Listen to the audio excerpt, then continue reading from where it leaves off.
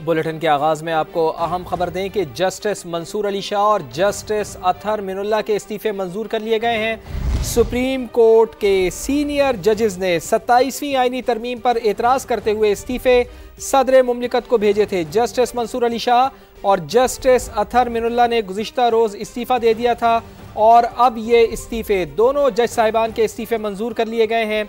Supreme court of Pakistan के senior जजेस ने 27वीं आईनी तरमीम पर एतराज़ करते हुए इस्तीफे सदर मुमलिकत को भिजवाए थे और अब ये इस्तीफे मंजूर कर लिए गए हैं। जस्टिस मंसूर अली शाह और जस्टिस अतहर मिनुल्लाह ने गुज़िश्ता रोज़ इस्तीफ़ा दे दिया था।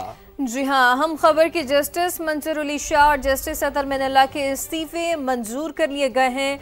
सुप्रीम कोर्ट के सीनियर जजेस ने 27वीं आईनी तरमीम पर एतराज़ करते हुए इस्तीफे सदर मुमलिकत को भेजे थे, जो कि अब मंजूर हो चुके हैं। जस्टिस मंसूर अली शाह और जस्टिस अतहर मिनुल्लाह ने गुज़िश्ता रोज़ इस्तीफ़ा दिया था और सदर मुमलिकत ने इन दोनों जजेस के इस्तीफे मंजूर कर लिए हैं। जस्टिस मंसूर अली शाह और जस्टिस अतहर मिनुल्लाह के इस्तीफे मंजूर हो चुके हैं। आगे बढ़ते हैं और आपको बताते हैं कि पार्लियामेंट की पास करदा तरामीम पर 2 जजेस की गैरत जाग गई। जब नवाज शरीफ को सियासत से बाहर करने की साजिश की गई तब क्यों ना जागी।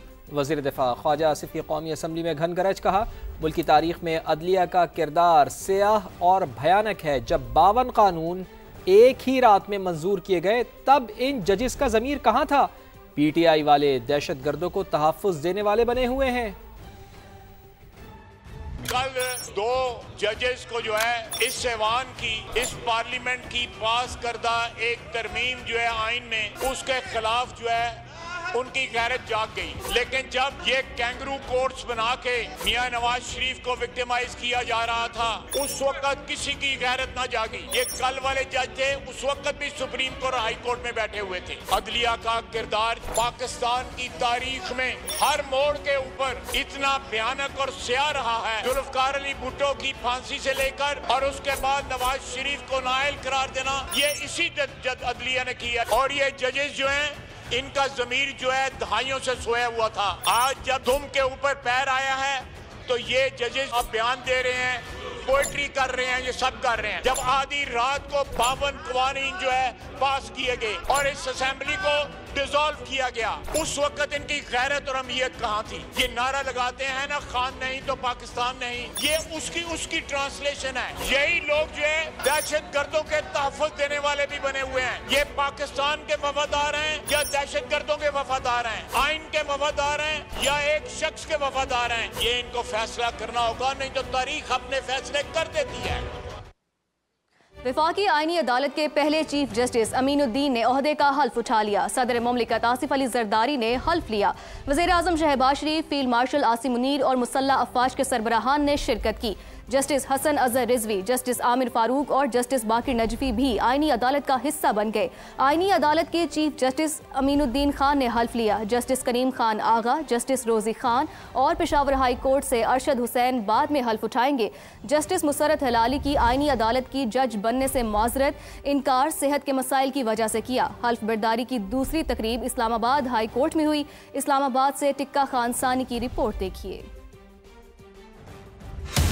27वीं तरमीम के तहत वफाकी आईनी अदालत की तश्कील में बड़ी पेशरफ्त। सुप्रीम कोर्ट के आईनी बेंच के सरबराह जस्टिस अमीनुद्दीन खान ने वफाकी आईनी अदालत के चीफ जस्टिस के तौर पर हल्फ उठा लिया। ऐवान सदर में सदर मुमलिकत आसिफ जरदारी ने उनसे हल्फ लिया।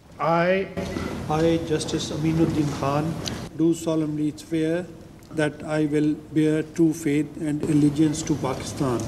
चीफ जस्टिस वफाकी आईनी अदालत की तकरीब हल्फ बर्दारी में वज़ीर आज़म शहबाज शरीफ, नायब वज़ीर आज़म इसहाक डार, चेयरमैन सेनेट, स्पीकर कौमी असम्बली और वफाकी वज़रा ने शिरकत की। सुप्रीम कोर्ट ऑफ पाकिस्तान के chief justice Yahya Afridi, chairman joint chiefs of staff committee, army chief field marshal Asim Munir और naval chief admiral Naveed Ashraf भी मौजूद थे। दूसरी जानिब आईनी अदालत के लिए नामजद 6 जजेस में से 3 ने हल्फ उठा लिया। जस्टिस हसन अजहर रिजवी, जस्टिस आमिर फारूक और जस्टिस बाकर नजफी से इस्लामाबाद हाई कोर्ट में आईनी अदालत के चीफ जस्टिस अमीनुद्दीन खान ने हल्फ लिया। दूसरी तकरीब हल्फ बर्दारी में इस्लामाबाद हाई कोर्ट के जस्टिस अरबाब ताहिर, जस्टिस खादिम सोमरो, जस्टिस मोहम्मद आजम खान, जस्टिस मोहम्मद आसिफ और जस्टिस इनाम अमीन मिनहास के अलावा अटार्नी जनरल उस्मान अमान और दीगर ने शिरकत की। जस्टिस मुसरत हिलाली ने सेहत के मसाइल की वजह से आईनी अदालत की जज बनने से माजरत कर ली।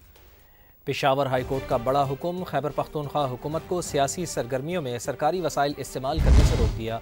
4 सफ़ात पर मुश्तमिल तहरीरी फैसला जारी। KP हुकूमत समेत तमाम फरीक़ैन को हिदायत पर अमल दरामद यकीनी बनाने का हुक्म। सरकारी अमले को भी तंबीह, अहकामात की खिलाफ वर्जी की सूरत में कानूनी कार्रवाई होगी।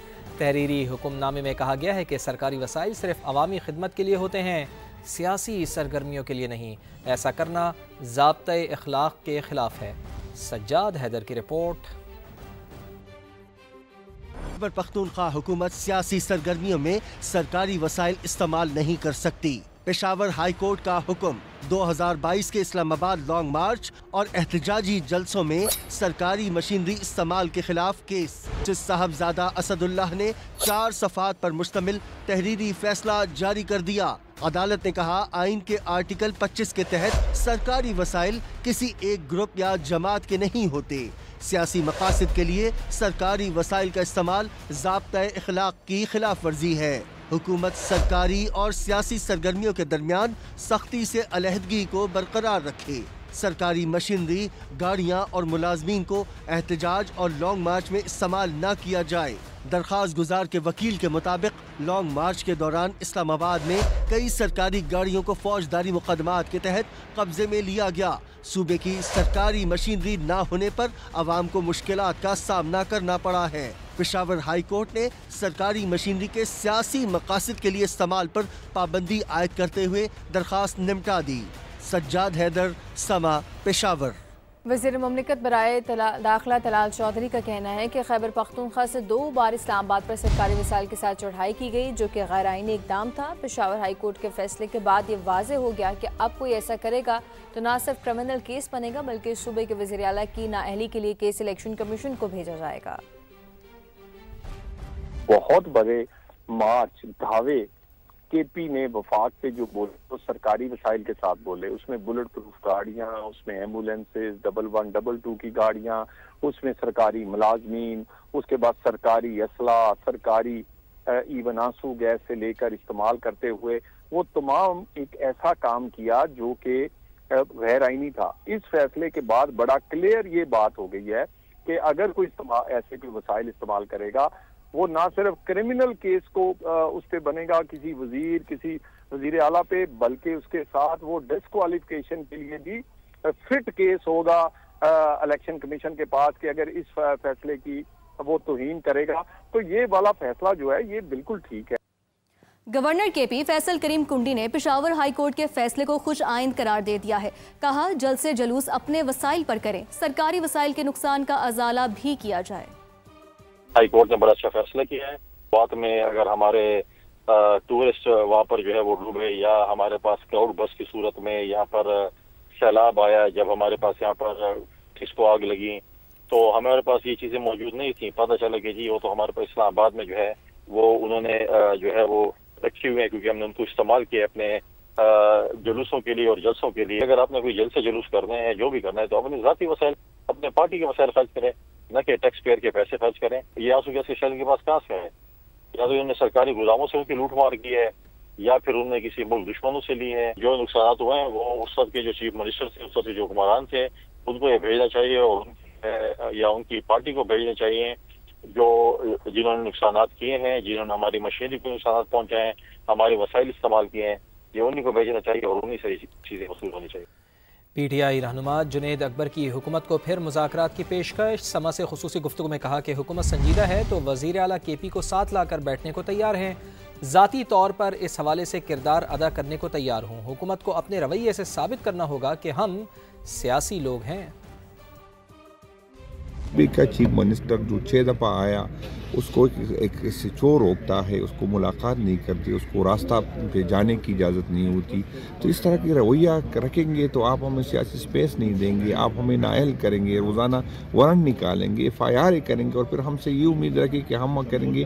तो आप अपने रवैयों से, सिर्फ बातों से नहीं, अपने रवैयों से साबित करें कि आप वाकई जो है चाहते हैं। एक तो उनके पास इख्तियार नहीं है, दूसरा इसकी वेल नहीं है, क्योंकि इसको पता है इसके रिमोट किसी और के साथ है, वही उनको कंट्रोल कर रहा है। तो अगर ये वाकई चाहते हैं तो बिल्कुल मैं किरदार अदा करने को तैयार। जिस तरह हमने सूबे में देखा, आपने देखा कि वहाँ पर मुस्लिम लीग नून की पार्लियामानी जो अपोजिशन लीडर था वो स्टेज पे बैठा था, वहाँ पर हमारी जो स्टेट सेक्रेटरी जरगा हमारा था, लेकिन हमने सबको साथ चलाया। अगर के साथ बैठने को तैयार हो जाएंगे, सीएम को ले लेंगे। बिल्कुल सीएम भी है, हम भी चाहते हैं, पॉलिटिकल लोग हम डायलॉग पे जाते हैं, लेकिन रवैयों से साबित करें, डंडे के जोर पे नहीं। अगर डंडे के जोर पे करेंगे तो बस आजमा ले, पहले भी आजमा चुके। तो 26 को आ रहे हैं फिर ये इंशाल्लाह पार्टी फैसला करेगा कि इस्लामाबाद आना है कि और जाना है। कौमी असम्बली के बाद सेनेट ने भी पाक फौज, फिजाइया और बहरिया के एक्ट्स में तरमीम की मंजूरी दे दी है। Army chief he chief of defence forces होंगे। मुद्दत 5 साल रखी गई है। वज़ीर आज़म आर्मी चीफ की सिफारिश पर 3 साल के लिए कमांडर नेशनल स्ट्रेटेजिक कमांड का तकर्रुर करने के मिजाज। तकर्रुरी दोबारा तैनाती या तौसीक़ को किसी भी अदालत में चैलेंज नहीं किया जा सकेगा। सेनेट से मंजूर शुदा कवानीन तौसीक़ के लिए सदर मुमलिकत को इरसाल कर दिए गए। इस्लामाबाद से बेहजाद सलीमी की रिपोर्ट देखिए।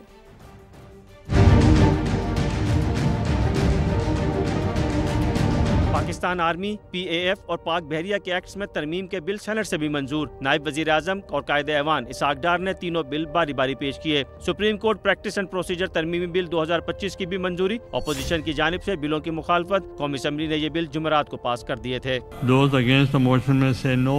I think the ayes have it. The ayes have motion is adopted and the bill stands passed. Army act तरमीमी बिल के मुताबिक chairman joint chief of staff committee का ओहदा 27 नवंबर 2025 से खत्म तस्वुर होगा। अब army chief of defence forces भी होंगे। इस ओहदे की मुद्दत 5 साल है, जो नोटिफिकेशन के दिन से शुरू होगी। वजीर आजम को आर्मी चीफ की सिफारिश पर 3 साल के लिए जनरल के ओहदे के एक अफसर की बतौर कमांडर नेशनल स्ट्रेटेजिक कमांड तकर्रुरी का इख्तियार दिया गया है। वो इस ओहदे पर मजीद 3 साल के लिए दोबारा तैनाती और तोसी के भी मजाज में तरमीम के जरिए वफाकी हुकूमत को चीफ ऑफ डिफेंस फोर्सेज के फराइज के तयन का इख्तियार दिया गया है। अलबत्ता उनकी जिम्मेदारियों को महदूद नहीं किया जा सकेगा। पाक फौज के जनरल फील्ड मार्शल के ओहदे पर तरक्की के बाद ज़ेली शिक 2 के तहत खिदमत अंजाम देंगे। पाकिस्तान एयरफोर्स और पाक बहरिया के एक्ट्स में तरमीम से दोनों में chairman joint chief of staff committee के मुतालिक शिकें खत्म की गई हैं। फील्ड मार्शल सैयद आसिम मुनीर से ताजिकिस्तान के वज़ीर दिफा की मुलाकात। JHQ रावलपिंडी में मुलाकात के दौरान बाहमी दिलचस्पी के अमूर खित्ते की सिक्योरिटी पर तबादला ख्याल किया गया। ISPR के मुताबिक फील्ड मार्शल सैयद आसिम मुनीर और ताजिकिस्तान के वज़ीर दिफा ने तरबियत, इंसदाद दहशतगर्दी और इलाक़ाई सलामती में फ़ौजी ताउन बढ़ाने के आज़म का इज़हार किया। कर्नल जनरल साबिरज़ादा इमाम अली अब्दुल रहीम ने पाक फ़ौज की पेशा वराना सलाहियतों और ख़ित्ते में अमन इस्तेहकाम के किरदार को सराहा। फील्ड मार्शल का इलाक़ाई इस्तेहकाम और खुशहाली के लिए मुश्तरका कोशिशों की अहमियत पर जोर। ताजिकिस्तान के साथ दिफाई और सिक्योरिटी ताउन को फ़रोग़ देने के आज़म की तौसीक़ भी की। Chief of general staff lieutenant general Syed Aamir Raza ने रियाज में Saudi chief of general staff से अहम मुलाकात की। दोनों ममालिक के दरमियान स्ट्रेटीजिक ताउन पर तफसीली तबादला ख्याल किया गया। ISPR के मुताबिक मुलाकात में बाहमी स्ट्रेटीजिक मफादात पर तफसीली तबादला ख्याल हुआ। दोनों ममालिक ने इस मौके पर सऊदी पाकिस्तान अरब के देरीना बरादराना ताल्लुकात को मज़ीद मजबूत बनाने के अज़म का इयादा भी किया। ISPR के मुताबिक रियाज में सऊदी पाकिस्तान 2 तरफ़ा दिफाई सनती फ़ोरम का खुसूसी इजलास भी मुनक़िद हुआ, जिसमें जारी दिफाई ताउन के मनसूबों की पेशरफ्त और आइंदा की हिकमत अमली का जायज़ा लिया गया।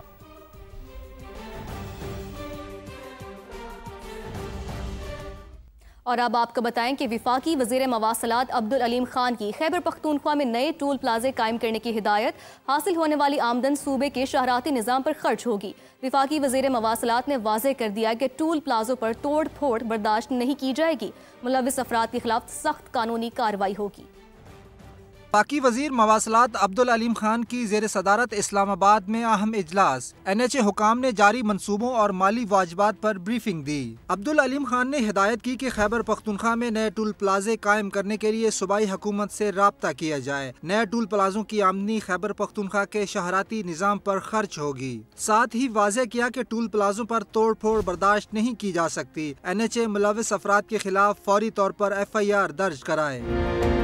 अब्दुल अलीम खान का कहना था कि महसूलात की वसूली तरक्याती और मरम्मती मंसूबों के तसलसल के लिए नागुज़ीर है। 1 करोड़ रुपए से जायद वाजबात वाले मंसूबों की इंस्पेक्शन लाजमी करार। सेक्रेटरी मवासलात जाती तौर पर मंसूबों का दौरा करेंगे और उनकी मंजूरी मुआयने के बाद दी जाएगी। मवासलात का NHA में करप्शन खत्म करने का आज़म। कहा कि मामूल के मरम्मती मंसूबे बदउनवानी को फरोग देते हैं। किसी भी अफसर या अहलकार को करप्शन करने नहीं दी जाएगी। हर सतह पर अफसरान को दयानतदारी से काम को यकीनी बनाना होगा। इजलास में सेक्रेटरी मवासलात अली शेर महसूद और दीगर आला हुकाम ने शिरकत की। आज़ाद कश्मीर में डेडलॉक खत्म हो गया। पीपल्स पार्टी ने चौधरी अनवारुल हक के खिलाफ तहरीक अदम एतमाद जमा करा दी है। फैसल मुमताज राठौर को वज़ीर आज़म आज़ाद कश्मीर नामजद कर दिया। 17 अरकान के दस्तखत से अदम एतमाद जमा कराई गई। पीपल्स पार्टी के साथ नून लीग के अरकान ने भी दस्तखत किए हैं। राजा परवेज अशरफ बोले, कश्मीरी बहन भाई हमारे दिल के करीब हैं, रियासत में बेहतरी लाएंगे। चौधरी यासीन ने कहा, पीपल्स पार्टी को 40 अरकान की हिमायत हासिल है। आइंदा चंद रोज में जयाला वज़ीर आज़म बन जाएगा।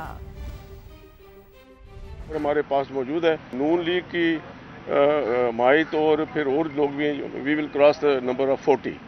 तो फैसल राठौर जो हमारे जनरल सेक्रेटरी हैं पार्टी के, वो उनका जो है वो फैसला किया गया है कि वो वज़ीर आज़म होंगे। पार्लियामेंट्री स्ट्रेंथ जो है सबसे ज़्यादा पाकिस्तान पीपल्स पार्टी के साथ है और दोस्तों के साथ भी उनकी हमायत हासिल हो चुकी है और इंशाअल्लाह ताला हम इस पोजीशन में हैं कि हम हुकूमत बनाएंगे। जनूबी अफ्रीकी कप्तान से मुताल्लिक़ गैर मुनासिब अल्फाज का इस्तेमाल।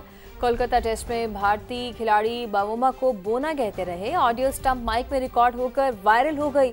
जसप्रीत बुमराह ने LPW अपील की, जिस पर अंपायर ने आउट नहीं दिया। भारतीय क्रिकेटर ने गैर शाइस्ता जबान का इस्तेमाल किया।